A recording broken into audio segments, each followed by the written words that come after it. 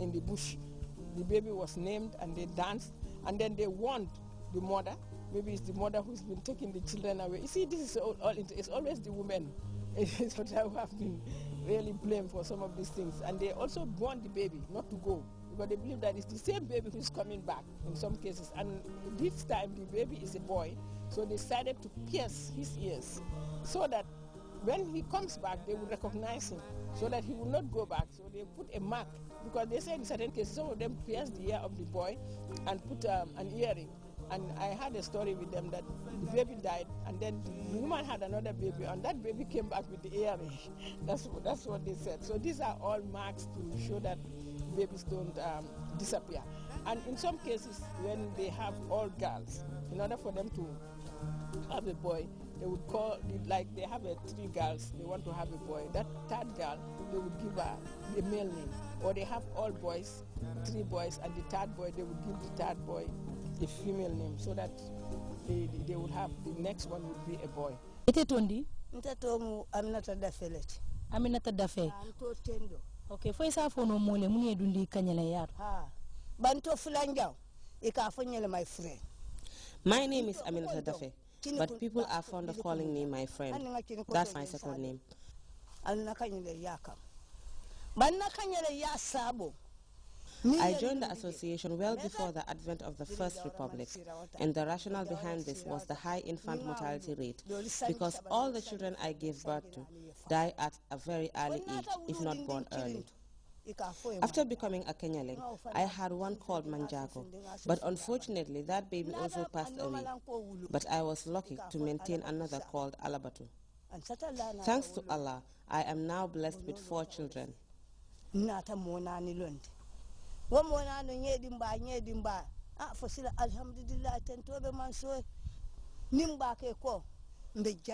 People think that the practice is un-Islamic. It is not, because God is there for everyone, and He is the most generous indeed. They also play a great role in the socio-economic development of the Gambia. They act as powerful communication medium in the country's development process and are key players in conveying messages and educating people. The Kenyan women are very effective tools for communication. They are journalists like yourself. And one important thing about them, they don't write.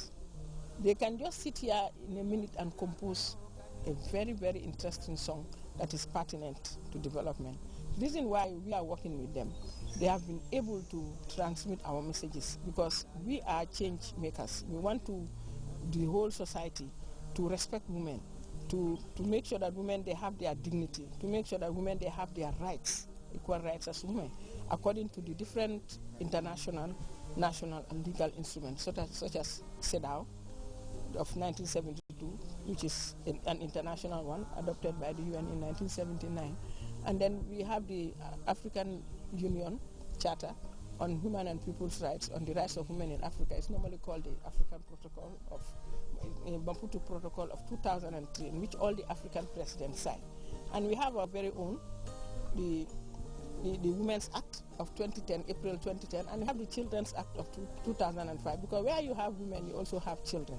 So they have been able to translate all those, not writing them, but just me reading it out to them, telling them what it means, and taking them to workshop. They have been able to sing songs in the protocol, and they have even participated in the Beijing Plus 15, the Africa region one, which was hosted here by the Vice President in 2009.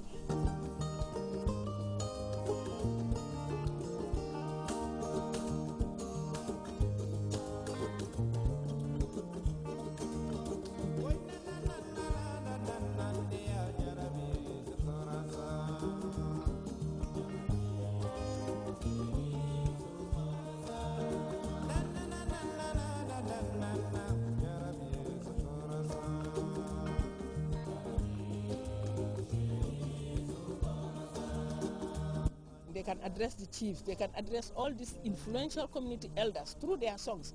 And one thing that is interesting is the people like their songs. Even though they look down upon them, they frown, they used to. Now I would say they don't look down upon them, because through ABGWA we have tried to raise the profile of the Kenyan women. Now the Kenyan women, their profile has been raised to such an extent that people make requests for them. They don't go formally. You know, Kanyala will just hear of a naming ceremony here, a marriage ceremony here. They will just go, and people will not really treat them very nicely.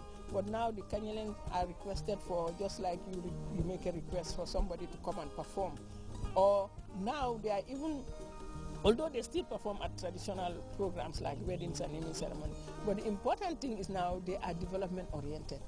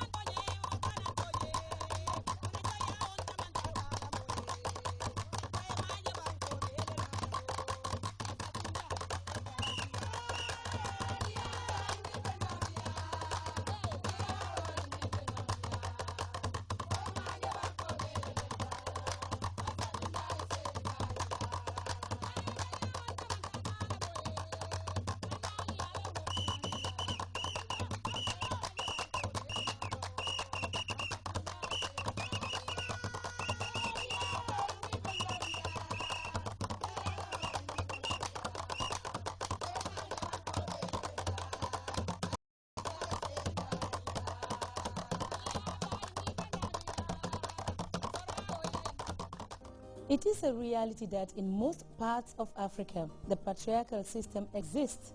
Women have little say over their reproductive health and most often marginalized and blamed when unable to bear children. Sometimes the fault of not being able to bear children lies not on them, but on their partners. This deserves serious attention and must not be overlooked in the search for alternatives for the Kanyalen. However, one more important aspect that needs to be maintained is the role of the Kanyalen in the promotion of peace, culture, and tradition. This should also be given the proper encouragement that it deserves. I am Fatou Sane Sise. Thanks for being there.